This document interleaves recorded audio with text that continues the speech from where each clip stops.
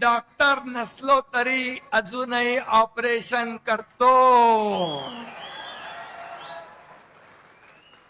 आणि ऑपरेशन करायला वाघाचं काळीज लागतं, लांडग्याचं नाही. वाघाचं कातडं पांघरून लांडगा वाघ होत नाही.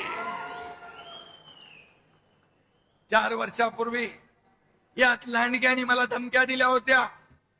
मुंबईत यावंच लागेल, वरळीतून जावंच लागेल.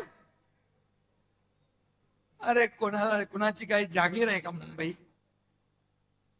एकनाथ शिंदे एकटा आला, एअरपोर्ट वरून हेलिकॉप्टर बाजूला ठेवलं. हेलिकॉप्टर मध्ये तुमचा एकनाथ शिंदे बसला नाही, गाडीमध्ये बसला, बाय रोड गेला, वरळीतून गेला, वरळीतून थांबला, येऊन थांबला. तेव्हा जे धमक्या देणारे घरामध्ये ऑनलाईन बघत होते, मी काय आम्हाला चॅलेंज देणार? आता म्हणतात तुडवा, हिम्मत असेल तर समोर या. रामदास भाईचं बोलले, तुडवायला हे शिवसैनिक तुमचे पाय जागेवर ठेवतील का?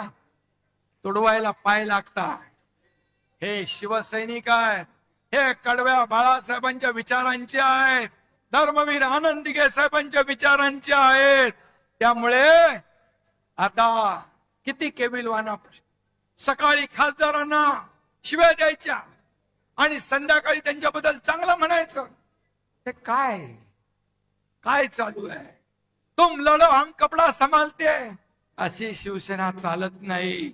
सेनापतीने घरी बसून चालत नाही, फ्रंटवर येऊन लढावं लागतं. मी नेहमी सांगतो कार्यकर्त्यांना, हा तुमचा एकनाथ शिंदे तुम लढो हम कपडा संभालने वाला नाही, तुमच्या समोर येऊन छातीचा कोट करून लढणार आहे.